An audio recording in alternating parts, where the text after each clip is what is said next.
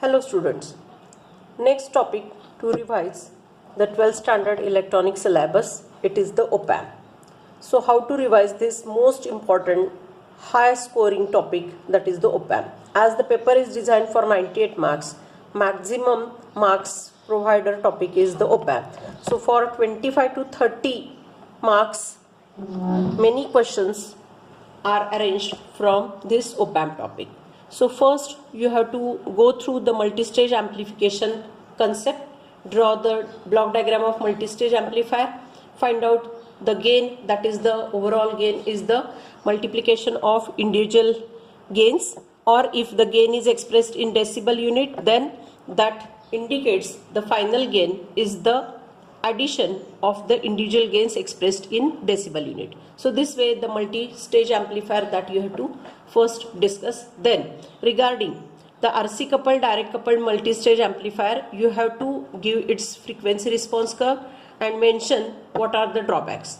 Then the main drawback of direct coupled amplifier is the drift, which is overcome by the use of differential amplifier. So try to understand the usage of differential amplifier, how it is arranged, its construction, that is the diagram, symbol, its working, then advantages of differential amplifier.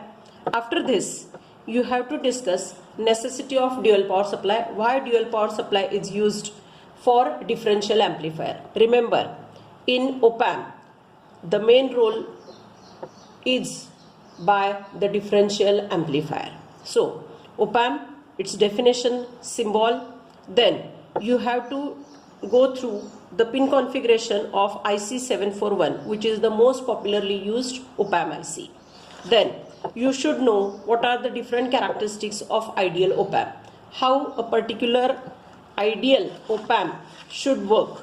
So for that you should go through the characteristics part of ideal opamp. Then draw the block diagram of opamp, explain it. So such questions may be asked for 3 marks. Then you should be able to explain the meaning of inverting and non-inverting inputs of opamp. Its explanation is important. So as you draw the symbol of opamp, then always you mention plus and minus signs along with the dual power supply. So these plus minus signs, what do they indicate? Yes, for inverting input terminal you use negative, that is the minus sign, and for non-inverting terminal you use the plus sign. So the meaning that you have to explain is, if the output is in phase with the input, then that input terminal should be considered as non-inverting input terminal, and if the output is out of phase with the input, then that input terminal should be considered as inverting input terminal. Then you should go through characteristics as ideal opamp. Similarly, practically any opamp, how does it possess different characteristics, and they are known as parameters. So total 9 parameters you have to learn. Then the last parameter as frequency response curve for opamp, it may be asked for 3 marks. Its explanation is very important. So here up to this, all theory points, they have to be discussed first. So you should revise all these points first, and after that you can continue with the next part as the linear applications of opamp. So basically opamp has to be divided into 4 parts. First one, theory concepts up to parameters of opamp.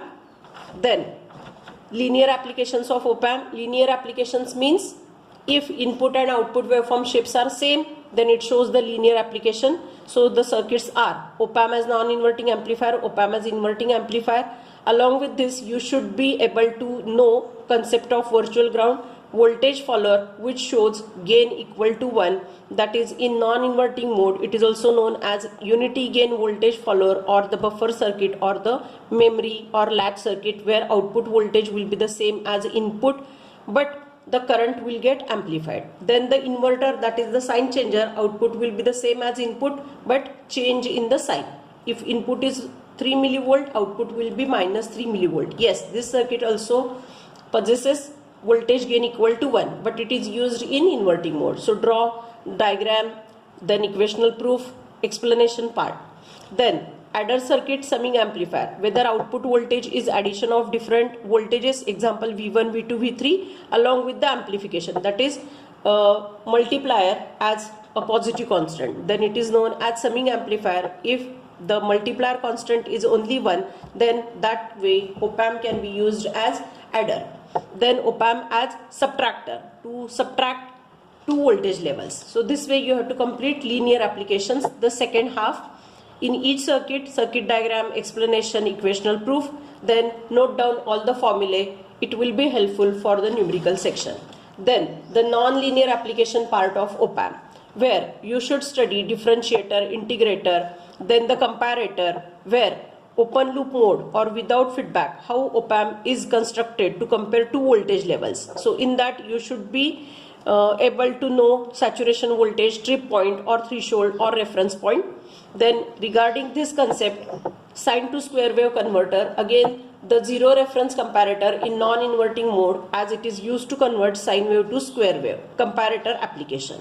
Basically comparators are of two types. When reference voltage is zero voltage, that is zero reference comparator, which is also recognized as zero crossing detector, and if the reference voltage is a non-zero, then it is known as non-zero reference comparator or limit detector. In each case there are two types: non-inverting zero reference comparator, inverting zero reference comparator. Second one, non-inverting non-zero reference comparator, other one inverting non-zero reference comparator. Then applications of op-amps, formulae. Last point of op-amp topic is the Smith trigger, which is again one type of comparator, but it is used to overcome the drawback of false triggering, that is the circuit in inverting mode with positive feedback, which is going to use the concept of oscillatory part, that is converting any changing input voltage in the oscillatory mode, that is the Smith trigger part. So in that case you should be able to discuss UTP, upper trip point, lower trip point, then the difference between two trip points, that is hysteresis, then the transfer characteristic VO versus V in that graph, which will clear these concepts and the idea of hysteresis. Then you should be able to perform all the numerical. So this is the third section of op-amp.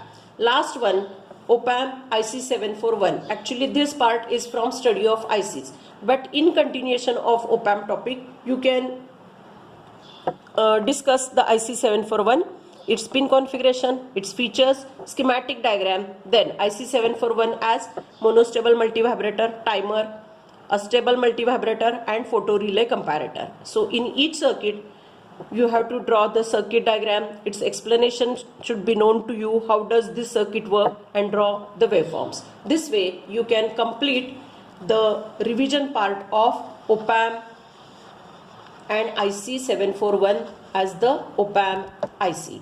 Hope this will be the helpful video for you. Thank you.